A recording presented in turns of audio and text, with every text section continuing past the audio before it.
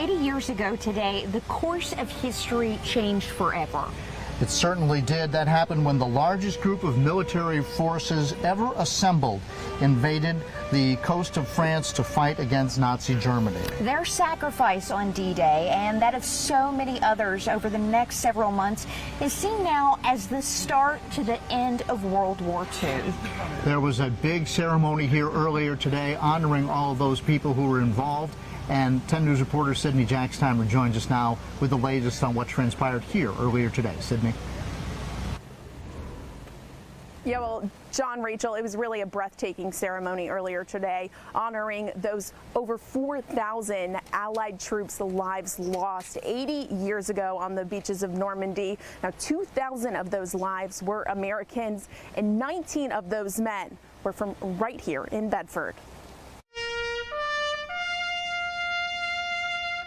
The Bedford boys defined us as a nation of patriots, a nation of liberators, a nation of heroes that day.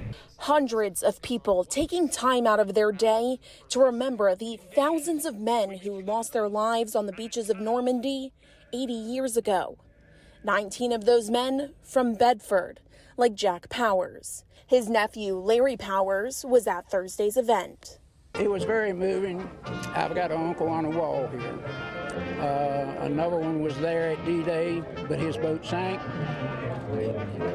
For this to happen in Bedford, it's very moving. For the veterans that were here today, that was very moving also. Dan Valerio, U.S. Marine Corps. Dan enlisted in 22 World War II veterans attended the ceremony, each one recognized for their service. This was just awesome. I just thought, I've never been, this is the first, and I'm so glad I came. It was very emotional.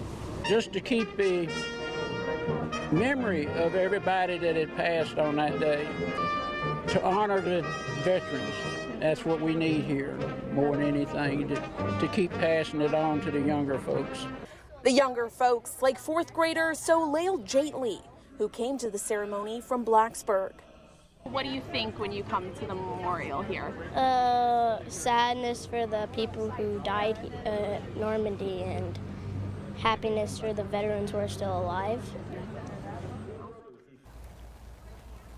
Now, if you weren't able to make it out to the National D-Day Memorial today, there will be events happening all weekend long honoring the 80th anniversary.